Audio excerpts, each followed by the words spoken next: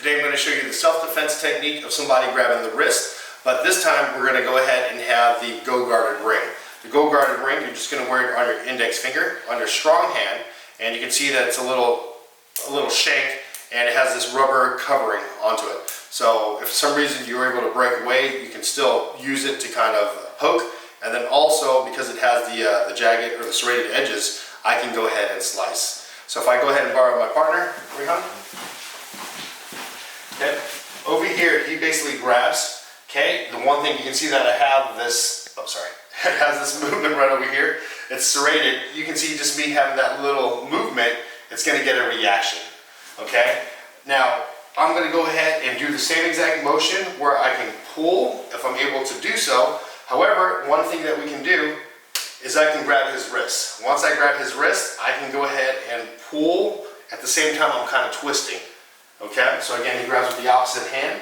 I'm able to kind of grab, and you can see where this is. I can go ahead and use this to kind of slice his hand to kind of get away from it.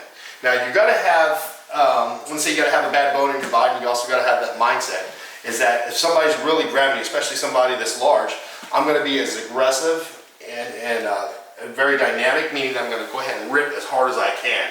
From this point, he comes in towards me, I can use that opposite hand as a barrier, and you can see that this sharp object, I can go to the face, I can go to the body, whatever I need to do, or for some reason, if I do miss, I can always swing, boom, or like what Maryland State Police was telling me, it's like an act right, boom, like a slap. And the thing that I like about this is that it's connected to my finger, and it's not just going to just fly off. So I put something over here in the inside just to kind of make it tight.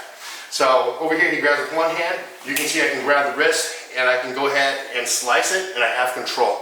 I can always push him off to the side, whatever I need to do.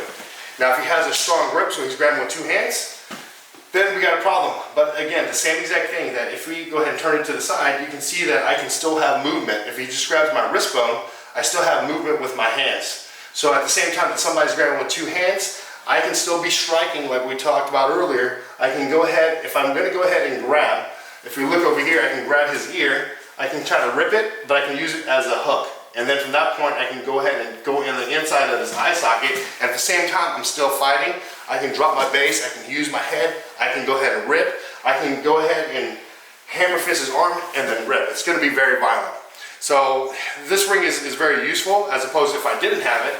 It's like the same motion. I'm still doing the same exact thing. I can hit, I can strike, but this time we'll put a little sharp object into your hand. He grabs, guess what happens? It's going to be able to kind of help me with anything that I'm doing. And this is just from a stagnant position. It's not us moving, and we'll talk more about that when we have the person moving, because it changes things a little bit differently because of your base. Thanks for watching.